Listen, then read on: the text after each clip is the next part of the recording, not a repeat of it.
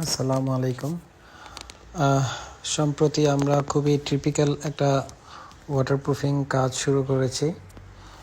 এটা প্রথমত আমরা সাইট ভিজিট করে যে অবস্থা দেখতে পেলাম তা আপনারা এখন দেখছেন। এটা ছাদের নিচে অজস্র ক্র্যাক। এখানে এক ধরনের অ্যাক্রিলিক এবং গতানুগতিক পদ্ধতিতে ফাইবার মেশ এবং অ্যাক্রিলিক কোটিং দিয়ে এই ছাদে কাজ করে দিয়েছে। বছরখানিক আগে এই কাজ করার পরও আবারও ছাদে পানি লিকেজের প্রবলেম দেখা যাচ্ছে।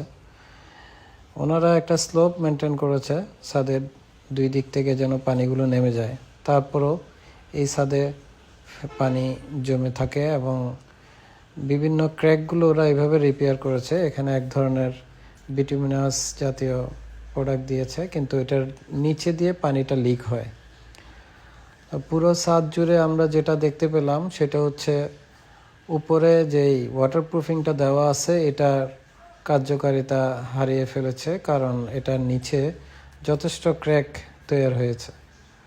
তো এই ধরনের টিপিক্যাল জবগুলো অলরেডি আমাদের সম্মানিত ক্লায়েন্ট ওনারা অনেক জায়গায় চেক করেছে, কিন্তু কোনো সমাধান পায়নি। পরবর্তীতে আমাদের ধারস্থ হয়।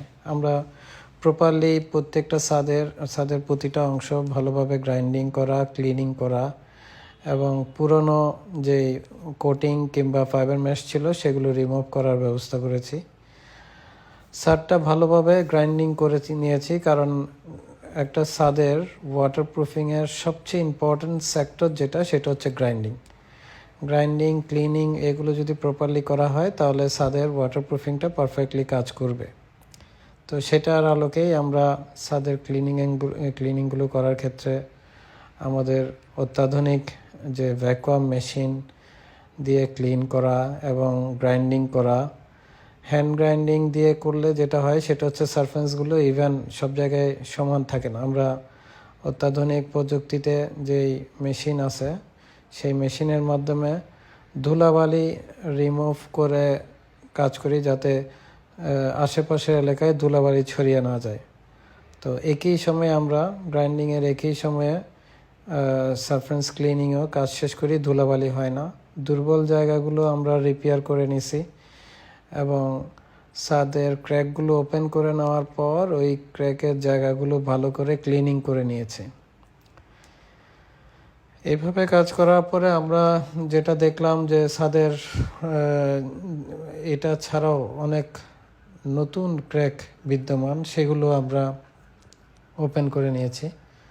ক্র্যাকগুলোর ধরনগুলো আপনারা দেখেন, ক্র্যাক কাটার ধরনগুলো এভাবে করে কাটতে হবে, কারণ এখানে আমরা এক ধরনের মেডিসিন ইউজ করব যেটার কারণে ছাদের কিউরিং এবং আপনার ক্লিনিং এর ক্ষেত্রে আমরা মোটামুটি সারফেস প্রিপারেশন করে নিয়েছি এবং পুরো ছাদ জুড়ে আমরা একইভাবে করে ক্লিনিং করার পরে আমাদের আমেরিকা থেকে আমদানিকৃত পেনিট্রন প্রোডাক্টটা প্রথমে অ্যাপ্লাই করেছি। তারপর এটার উপরে আমরা পেনিক্রিট মটার, বলে রাখি দোনোটাই হচ্ছে ক্রিস্টালাইন প্রোডাক্ট।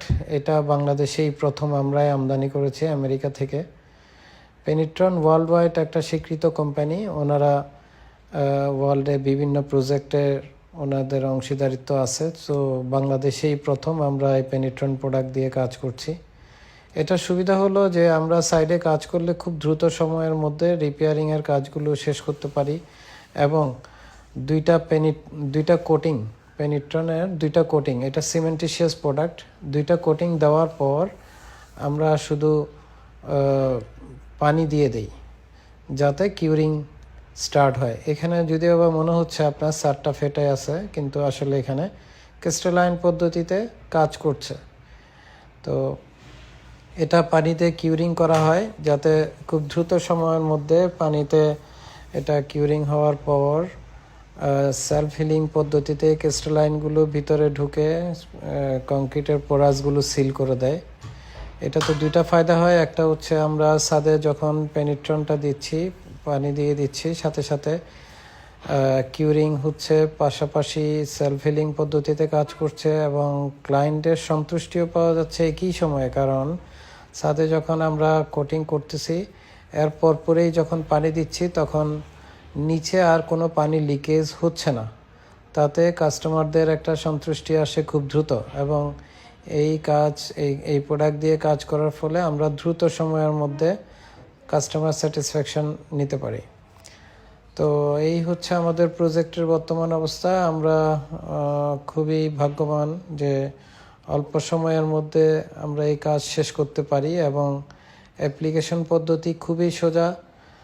আর অ্যাপ্লিকেশনের পরপরেই যেটা সবচেয়ে গুরুত্বপূর্ণ বিষয়, সেটা হচ্ছে পানি দিতে হবে, পানি ছিটাইতে হবে, যেন প্রতিটা অংশে পানি ভালোভাবে ডুবে থাকে, কোনোভাবে যেন শুকনো না থাকে। এই বিষয়ে আমরা খুবই অ্যালার্ট থাকি, যার ফলে পেনিট্রনের যে কাজটা, মূলত কাজটা, সেটা হচ্ছে সেলফ হিলিং পদ্ধতিতে কাজ করা।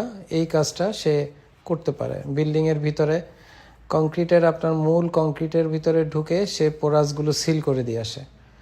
এজন্য পানিতে ডুবায় রাখার ব্যাপারে আমাদেরকে যথেষ্ট সক্রিয় হতে হয়। তো আমাদের টিমের সদস্যরা এই বিষয়ে কাজের ফাঁকে ফাঁকে এই বিষয়গুলো খুবই দক্ষ হাতে সম্পন্ন করার চেষ্টা করে। আমাদের সৌভাগ্য হলো যে কাজ করার পরপরেই 2 ঘন্টা পরেই এটা পানি দেওয়ার উপযোগী হয়ে যায়, এবং এই প্রজেক্টে কাজ করতে গিয়ে আমাদের যে সৌভাগ্য হলো, কাজও শেষ হলো এক সাইডে, তখনই আমাদের বৃষ্টি চলে আসলো। এবং এই বৃষ্টির কারণে আমাদের যে পানি দিয়ে যেই কাজ করার কথা ছিল, সেটা অটোমেটিক্যালি আমরা পেয়ে গেছি। এবং এটা আমাদের জন্য একটা সুখকর বিষয় যে ছাদে পানি দিয়ে ভিজায় রাখার বিষয়টা আমাদেরকে আর করতে হলো না। যথারীতি আমরা পরবর্তী দিন অন্যান্য সাইটগুলো কাজ শুরু করেছি একইভাবে। ইনশাল্লাহ আমরা দ্রুত এই প্রজেক্ট হ্যান্ডওভার করতে পারবো, এবং আপনাদেরকেও আবার পরবর্তী আপডেটগুলো দিতে পারবো। আমাদের সাথে থাকুন, এবং এই প্রোডাক্টগুলো নিয়ে যদি আপনাদের কোনো রকমের কোয়ারি থাকে আমাদের সাথে যোগাযোগ করবেন। আমাদের এই পদ্ধতিতে শুধু 2টা লেয়ারে কাজ করি। বাংলাদেশে এখন যে পদ্ধতির কথা বলা হয় 7 লেয়ার 8 লেয়ার, এই পদ্ধতিতে মানুষকে একটা ধোঁকা দেওয়া ছাড়া আর কোনো কিছু না। অ্যাকচুয়ালি ওগুলোর মাধ্যমে মানুষ ছাদের যে প্রকৃত ওয়াটারপ্রুফিং সেটা হয় না। শুধু বিভিন্ন লেয়ার পদ্ধতির কথা বলে মানুষকে একটা ভ্রান্ত ধারণার মধ্যে রাখা হয়েছে। তো আমরা বলতে পারি 7-8 পদ্ধতির কোটিংয়ের দিন শেষ পেনিট্রনের বাংলাদেশ।